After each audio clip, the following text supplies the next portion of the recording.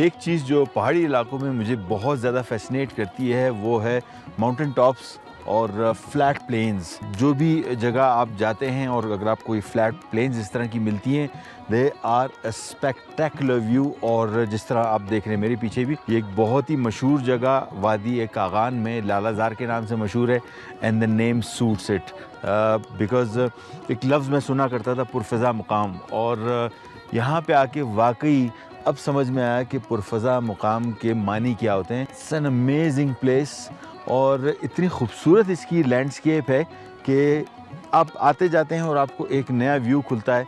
And specially this top is really good, it's been cultivated, seems like कि बड़ी fertile land है, क्योंकि और जगहों भी हमने विज़िट किया लेकिन इतनी सारी फील्ड्स मैंने नहीं देखी हैं। और इसकी एक और निशानी ये भी है कि जब हम रास्ते में आ रहे थे, जहाँ फूल खिले हुए इतने खूबसूरत लग रहे थे कि लिटरली लगता था किसी माली ने ये हाथों से उगाए हुए हैं और इतनी मेहनत की हुई है, but they are all grown natural.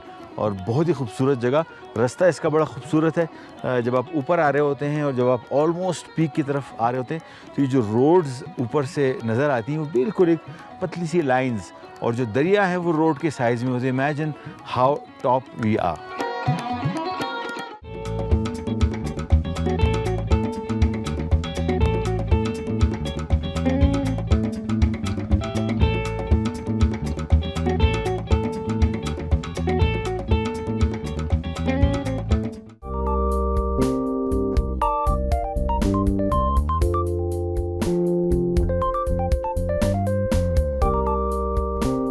परियों की कहानियाँ आपने भी बहुत सुनी होंगी और मैंने भी बहुत सुनी है। और परियों से जैसी आपको जहन में आता है खूबसूरत जगह, एक अजीब व गरीब जगह, कि जब आप उस जगह को देखें तो आप हैरान रह जाएं।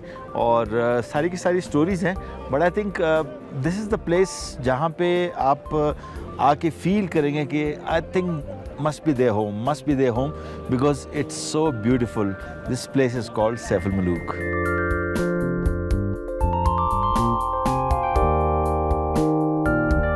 I am on the other side of the lake और it's so cold, it's freezing cold. और एक गलती मैंने कर दी कि I had a very nice jacket and I just forgot it in the hotel and I'm regretting it. But amazing place. और इतनी ठंड इस वजह से है कि मेरे बैक पे जो पहाड़ हैं दे ऑल स्नो कवर्ड, और जो वैली में जितनी हवा आ रही है वो सारी की सारी उस पहाड़ों से चल के आ रही है। सो आई थिंक कोई ऐसी जगह बैठ जाऊँ जहाँ के हवा हिट ना करे, बिकॉज बहुत सख्त सर्दी है।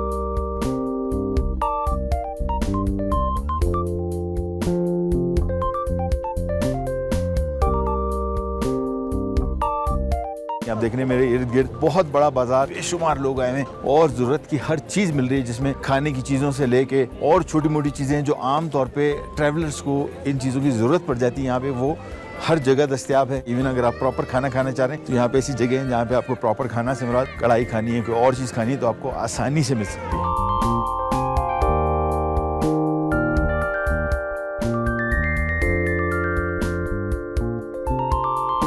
After visiting this place, I think ये जगह it deserves a fairy tale because it's so beautiful. इसका जो लेआउट है वो इतना खूबसूरत है, झील के साथ पीछे की पहाड़ियों की जो दामन है वो ऐसा लगता है कि जिस तरह किसी ने डिज़ाइन करके इसको बनाया गया है, और उसके दामन से सारा का सारा पानी ग्लेशियर पिघल के ये पूरी लेक भर रही है। और बिल्कुल मेरे पीछे मलका पर्वत के पहाड़ हैं, दे आर ब्यूटीफुल और it's just breathtaking, there are no words to explain it. इसका टर्कोइज पानी खूबसूरत, और इसका जो पूरा का पूरा बनी हुई और बहुत बड़ी लेक है। आई वाज नॉट थिंकिंग, मतलब मुझे लगता था कि जब मैंने पिक्चर्स में इसको देखा था मुझे लगता है कि बहुत छोटी लेक होगी, लेकिन ये बहुत वसी और ईज़ लेक है और बहुत खूबसूरत है। इस लेक के बारे में बड़ी इंटरेस्टिंग स्टोरी है। और यहाँ पे एक शहज़ादा आया था और उस शहज़ादे के साथ जो मंसूब स्टोरी वो ये है कि एक परी यहाँ पे थी और उसको उससे इश्क हो गया और वो यहाँ पे रहा, और उस शहज़ादे के नाम पे ये झील का नाम है सैफ अल मलूक। तो fairy tales, but I think I would like to spend some time here. दिन का टाइम नहीं, रात रुके और इस जगह को एंजॉय करें। और सबसे बेहतर जो इसको एंजॉय करने का तरीका है, just take a back, relax और इस जगह को एंजॉय करें, इसके व्यू को, इसके पानी को। बहुत खूबसूरत।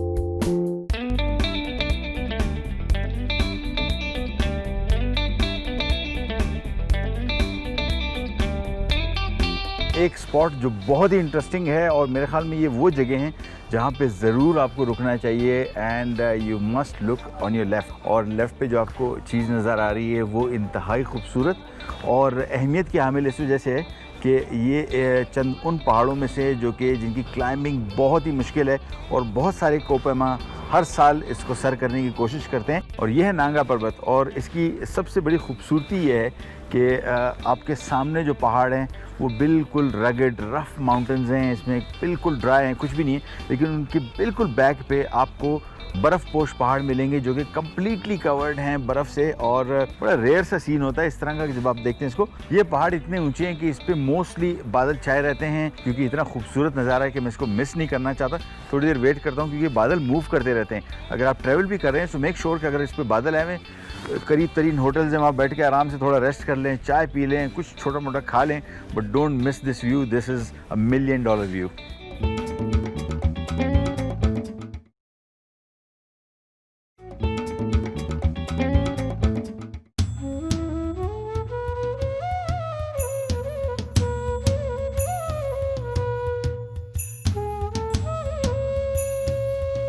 इस पहाड़ी सिलसिले का आखिरी एंड बाबूसर टॉप है, और ये जो नज़ारा आप मेरे पीछे देख रहे हैं इसके लिए अल्फाज नहीं है बयान करने को, इतना खूबसूरत नज़ारा।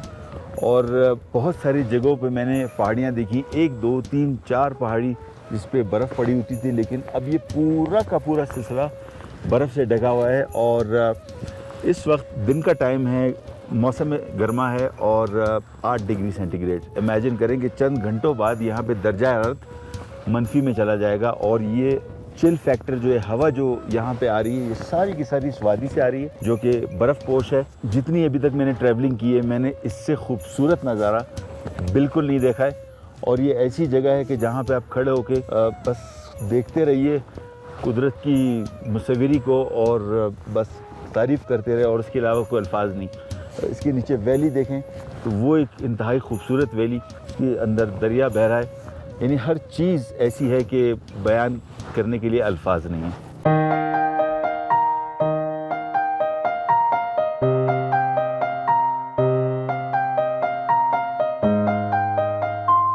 जो ये बर्तन मैं यूज़ कर रहा हूँ ये इसके बहुत सारे काम हैं। ये आमतौर पे मज़दूर घरों में काम करने के लिए भी इसको इस्तेमाल करते हैं। सो अगर आप कभी कढ़ाई घर में भूल गए ले जाना, कभी करीब से ही किसी भी दुकानदार के पास आप चले जाएं और जहाँ पे हार्डवेयर का सामान मिलता है आपको बासानी मिल सकती है। ये भी मेरी एक मेकशिफ्ट कढ़ाई है। यहाँ पे हमने कढ़ाई रख दी और इसमें शामिल करेंगे कुकिंग ऑयल। थोड़ा सा ही गर्म हो जाए, इसके बाद हमने चिकन को 16 पीस में, कढ़ाई की कटिंग 16 पीस। ये भी इसी से बता रहा हूँ कि बहुत सारे लोगों को इसका अंदाज़ा नहीं होता कि इसकी कटिंग क्या होनी चाहिए। छोटे साइज़ में होनी चाहिए। 16 पीसेस 1 चिकन। ये हमने इसमें एक एक करके पीसेस ऐड करने हैं। 10 मिनट तक चिकन को फ्राई करेंगे और इसके बाद इसको निकाल के इसके फर्दर प्रोसेस की तरफ जाएंगे।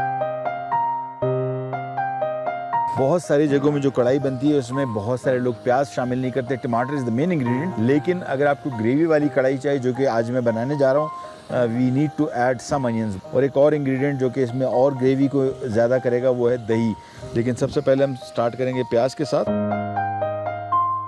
प्याज कट गए, अब इसके बाद आएगी बारी टमाटर की। क्वांटिटी डिपेंड करता है ग्रेवी कितनी आप चाह रहे हैं। ड्राई कढ़ाई भी होती है, मीडियम ग्रेवी भी होती है, और कुछ लोग बहुत सारी ग्रेवी के साथ पसंद करते हैं। अगर आपको मीडियम ग्रेवी चाहिए तो I think 2 onions medium size और तकरीबन कोई 4 अदर टमाटर दरमियाने या थोड़े से बड़े साइज के, बहुत बड़े नहीं। और इसके साथ साथ थोड़ा सा लहसुन। लहसुन का फ्लेवर बड़ा स्ट्रॉन्ग होता है। बहुत बड़ी क्वांटिटी ऐड करने की ज़रूरत नहीं, 3 से 4 जवे इसके लिए काफ़ी होंगे। इसकी वेरिएशंस बहुत हैं। आप कराची से पेशावर तक जाएंगे तो आपको हर जगह कढ़ाई मिलेगी और कढ़ाई के बेशुमार वेरिएंट्स मिलेंगे। चिकन तैयार हो चुका, चिकन को हम निकाल लेंगे। चिकन हमारा हो गया तैयार, कम्स हियर। और ये तीनों अज्जा आमतौर पे हमारे यहाँ ट्रेंड है कि प्याज को पहले फ्राई करो, उसके बाद लहसुन को भुनना पड़ता है, फिर टमाटर, बट यहाँ पे ये रूल अप्लाई नहीं था। सबसे पहला आपने करना है कि इसमें नेशनल का कढ़ाई गोश्त मसाला। इसका फ्लेवर बहुत ही अच्छा आता है। और इमेजिन करें कि एक जगह के हम पिकनिक मनाने गए थे, वहाँ 2 जगह कढ़ाई बन रही थी और दोनों जगह ही नेशनल का कढ़ाई गोश्त मसाला इस्तेमाल हो रहा था। इट सेल्स के बहुत अच्छा इसका फ्लेवर आता है। तो आई think I will be adding almost half से थोड़ा सा ज़्यादा। अगर आप बहुत ज़्यादा स्पाइसी चाहते हैं तो फिर कंप्लीट पैकेट डाल दें, अदरवाइज आई थिंक हाफ से थोड़ा ज़्यादा डालेंगे तो इसका सही फ्लेवर आएगा। इसको हमने थोड़ा सा कर लेना है मिक्स, और इसके बाद इसमें तकरीबन कोई आधा पाव दही। द रीज़न बीइंग कि जितनी देर इसकी ग्रेवी में तैयार होने में लगेगा उतनी देर में चिकन भी पक जाएगा, लिहाजा इसमें चिकन ऐड कर देंगे। Just mix it and let it cook. Heat को कंट्रोल करते रहे। मैंने आपको बताया जब आप करीब बैठे होते हैं, मुझे भी यहाँ पे हीट बहुत ज़्यादा फील हो रही है। सो आई थिंक इसके जो हीट लॉस हो रहा है उसको बचा लेते हैं, और सारे के सारे कोयला, लकड़ी, अंगारे जो भी हैं वो आप अंदर की तरफ कर देंगे ताकि फ्लेम आपको कंप्लीट मिले जिस तरह मुझे यहाँ पे मिल रहा है। और अब इसकी 1-2 और कटिंग्स हैं which are very very critical, ख़ास तौर पे एक हरी मिर्च। और मेरे ख्याल में से अभी तक मैंने कोई ऐसी कढ़ाई नहीं खाई जिसमें हरी मिर्च कोई नहीं शामिल करता। तो टमाटर और हरी मिर्च जो है ये इसकी बहुत इंपॉर्टेंट पार्ट है। एक चीज़ जो ऑप्शनल है, नॉट अ मस्ट, अदरक। कुछ लोग बिल्कुल पसंद नहीं करते, आप ना ऐड करें, और बहुत सारे लोग अदरक पसंद करते हैं।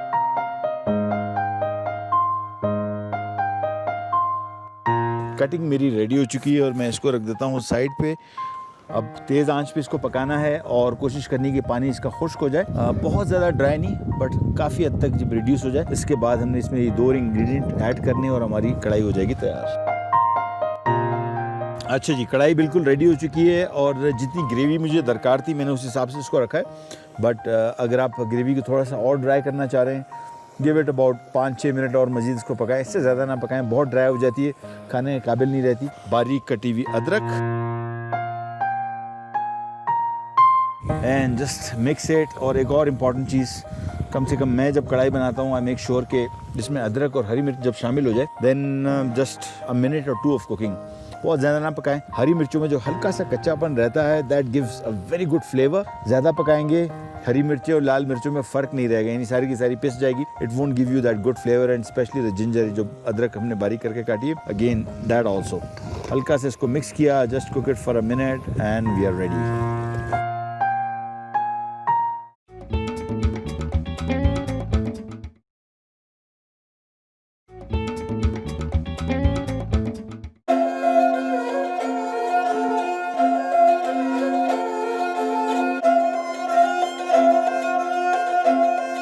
जिस जगह मैं खड़ा हूँ, इस जगह की अहमियत का अंदाज़ा आपको उस वक्त होगा जब आप 3 बहुत बड़े पहाड़ी सिलसिलों के बारे में इंफॉर्मेशन लेंगे, यानी हिमालय, काराकोरम और हिंदू कुश, जो इस रीजन में बहुत सारे मुल्कों से होते हुए और बहुत सारे मुल्कों में जाते हैं। लेकिन ये वो मकाम है जो कि दुनिया में कहीं नहीं है।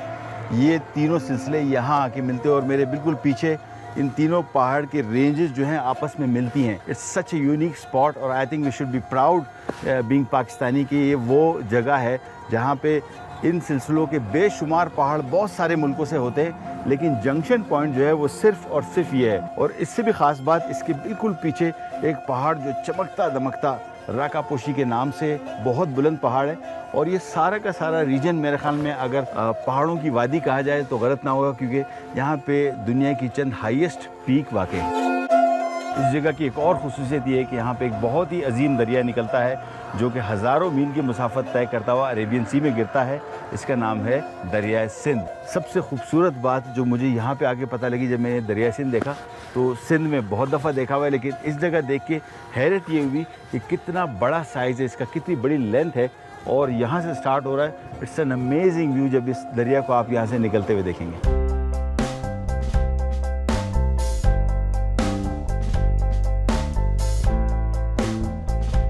नारायण से शुमाली इलाका जात की तरफ जाते हुए लोलसर टॉप पे एक झील जो बहुत बड़ी है और इस पूरे रीजन में सबसे बड़ी झील कहलाती है।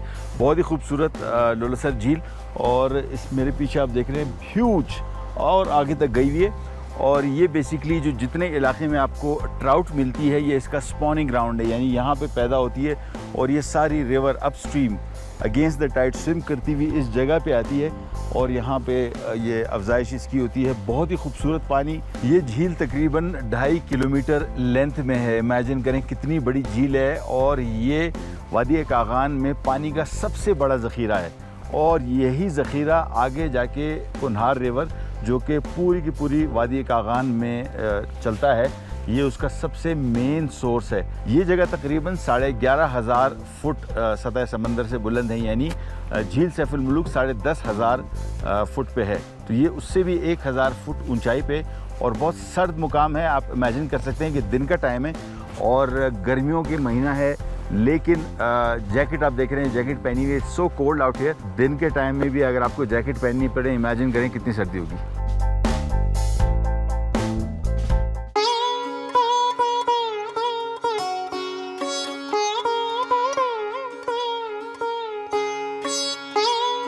पुराने ज़माने में अगर आप कुकिंग देखेंगे, बारबेक्यू, तो I think this is the one. 2 लकड़ियाँ जिसमें हम इसको सपोर्ट कर सकें और इस तरह की लकड़ियाँ आपको हर जगह मिल जाएंगी। Reason why am selecting this is because जब भी आप ट्रैवल करने जाते हैं, ये वो चीज़ें जो 100% आई एम श्योर के people forget and it's a good part, it's a good thing. आग हमने लगा दी इसकी। द प्लेस इज़ अमेजिंग और इतनी ठंडी हवा है, चूल्हे की जो हीट है ये बिल्कुल फील ही नहीं हो रही। बिल्कुल I think I'm not sitting close to a burner, although it's very very hot. All we need to do is जो आज मैं डिश बनाने जा रहा हूँ, again जो मैं आपको ऑप्शन दे रहा हूँ, I'm just making fish today. कोई सी फिश ले लें, not a hard and fast rule, कोई particular fish मैं आपको नहीं बता रहा, I'm just saying fish. यहाँ पे मैंने एक बॉल ले लिया है और हम काम ये करेंगे कि इसमें जो हमने फिश पकानी है, सबसे पहले इसको करेंगे मैरिनेट, लेकिन उससे भी पहले थोड़े से छोटे से अगर हम इंसिजन इस पर लगा दें, that would be a nice idea. लिहाजा मछली को यहाँ से बोन साइड से देखें, इससे क्या होगा कि मछली के अंदर तक इसमें मसाला चला जाएगा, it will taste much better. अच्छा जी, इसमें हम यूज़ कर रहे हैं नेशनल का फ़िश मसाला। It will really add flavour to it. बहुत सारे लोग इसको 2-2, 3-3, 4 घंटे भी मैरिनेट करते हैं। What I will do, I just sprinkle some on top और उसके बाद मैं इसको छोड़ दूँगा for just about 10-15 minutes would be fine. Almost a teaspoon of spice inside. अच्छा, बहुत सारे लोग इसकी आउटर साइड पे भी मसाला लगाते हैं, इतना ज़्यादा उसका फ़ायदा नहीं होता बिकॉज जो मीट का पार्ट जहाँ से इसकी एब्जॉर्प्शन होनी है मसाले की, वो इनसाइड पार्ट ही है। मोस्ट इंपॉर्टेंट थिंग जो हमने यहाँ पे लकड़ी लगाई है वी शेप, इसको गीला कर ले। रीज़न बीइंग आग के बिल्कुल करीब है, ये ना हो कि आप इसको यूज़ कर रहे हैं पकाने के लिए और ये आग पकड़ ले। हमने सिंपली ये लकड़ी लेके, या तो आप इसके ऊपर एक फ़िश लगा दें या 2, मैं दोनों इस पर लगाऊंगा और इसके लिए सिंपल धागा भी आप ले सकते हैं। मेरे पास इत्तफाक से तार यहाँ से मिल गया, सो इट्स क्वाइट सिंपल कि हमने फ़िश एक ये रख के और दूसरी साइड पे दूसरी फ़िश रख दूँगा। व्हाट विल हैपन, साइमल्टेनियसली एक ही सीख पे आपकी 2 मछलियाँ तैयार हो जाएंगी।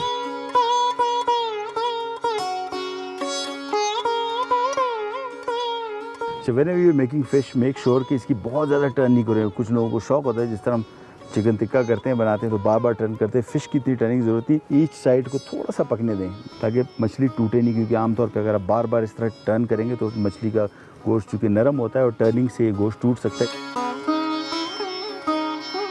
व्हाट आई एम डूइंग कि मैं सिर्फ फ़िश ही नहीं बना रहा, उसके साथ कुछ सब्जियां भी, बिकॉज इनका कुकिंग टाइम हार्डली 2 से 3 मिनट के अंदर तैयार हो जाएंगी। और जब भी कोई सी मील खाते हैं, यू ऑलवेज़ नो कि जी आई ऑलवेज़ रिकमेंड सब्जियां और फल जितने ज़्यादा आप खा सकते हैं। For this I am just going to do one thing, शिमला मिर्च लेके इसको हमने 2 पीस कर लेना है, दैट्स इट। अगेन हम नेशनल का फ़िश मसाला ही हमारे पास पड़ा हुआ है और इसी को हम यूज़ कर लेंगे। थोड़ा सा इसमें मसाला डाल दिया, just 1-2 table spoons, that's it. इसको अच्छी तरीके से मिक्स कर लेंगे। अच्छा, इनको मैरिनेट करने की इतनी ज़रूरत नहीं है। बहुत सारी चीज़ें जिस तरह हम फ़िश को 10 से 15 मिनट मैरिनेट करते हैं, सब्जियों के लिए बिल्कुल ज़रूरत नहीं है। इसको मिक्स किया और उसके बाद इसी स्क्वेयर्स को यूज़ करते हुए हम इनमें सब्जियां लगा देंगे। Make sure the softer ones go first, reason being कि ये सीख जैसा नहीं है। चलिए जी, हमारी वेजिटेबल स्क्वेयर भी रेडी होगी, तो थोड़ी देर के लिए रखेंगे till the time fish cooks. This won't take long, 2 से 3 मिनट के अंदर पक जाएगा। लिहाजा इसको अगर आप एंड भी बिल्कुल पकाएंगे बहुत जल्दी तैयार हो जाएगा। जी, फ़िश रेडी होगी। फ़िश को हम एक साइड पे रख देते हैं एंड द वेजिटेबल कम्स, जिस तरह मैंने आपको बताया कि दिस वोंट टेक लॉन्ग, लिहाजा 3-4 मिनट मैक्सिमम 5 मिनट के अंदर तैयार हो जाएंगी। इसको मैं फ़िश को ये करूँगा, in the mean time side पे ऐसे रख दूँगा ताकि ये थोड़ी थोड़ी हल्की सी गर्म भी रहे, थोड़ी थोड़ी पकती भी रहे by the time the vegetable कुक्स।